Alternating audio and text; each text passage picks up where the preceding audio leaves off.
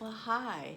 So, have you ever had a really big meal and afterward your clothes are fitting a little tighter? You're convinced you've gained 5 pounds. You're feeling gross, uncomfortable. You're kind of starting to hate yourself. You're beating yourself up. I know I've done this more times than I'd care to admit. Hi, I'm Sherry, and I am a holistic health coach. I work exclusively with women over 40, and I use holistic methods so that you can get comfortable in your skin again and regain that confidence and energy and joy for life, because I really want you to age not just gracefully, but powerfully. Now, as we're heading into the holiday season, of course, the temptations are like off the chart. We are seeing really higher than usual um, temptations of food and drinking, and sometimes it gets a little bit where we lose track of what we're actually consuming until I feel like it's too late. And usually when we do this, we kind of get that feeling of discomfort in like sort of our stomach area. But there's also so many things internally that's happening when we overeat that you might not be aware of.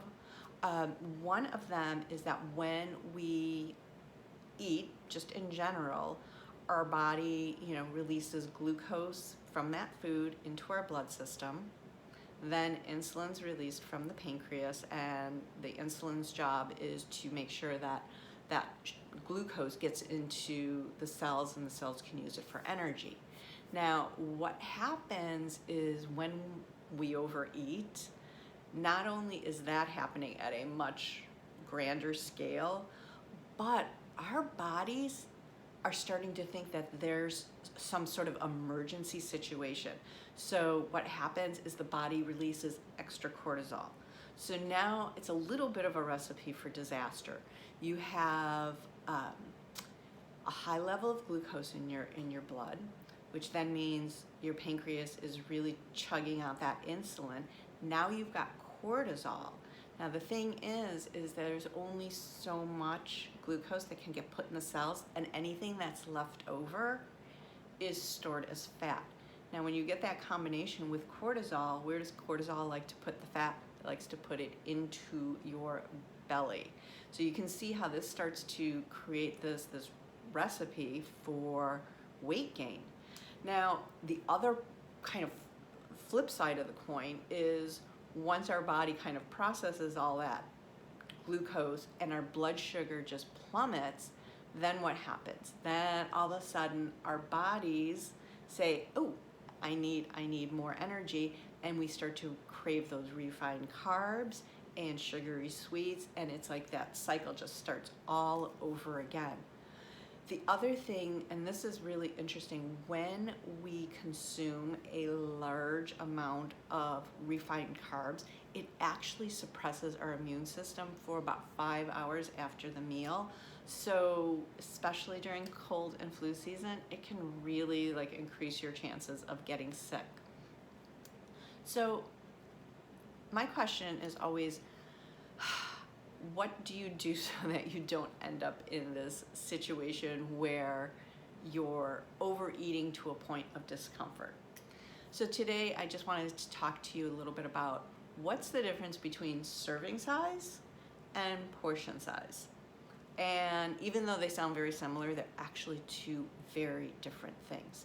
Now, serving size, that's what you're gonna see on the label of a food box. And it's just what the manufacturer chooses it to be as a serving size. That does not necessarily mean that you as an individual, that's the amount you should be eating. Now, a portion size is actually what is being placed on your plate that you're consuming. So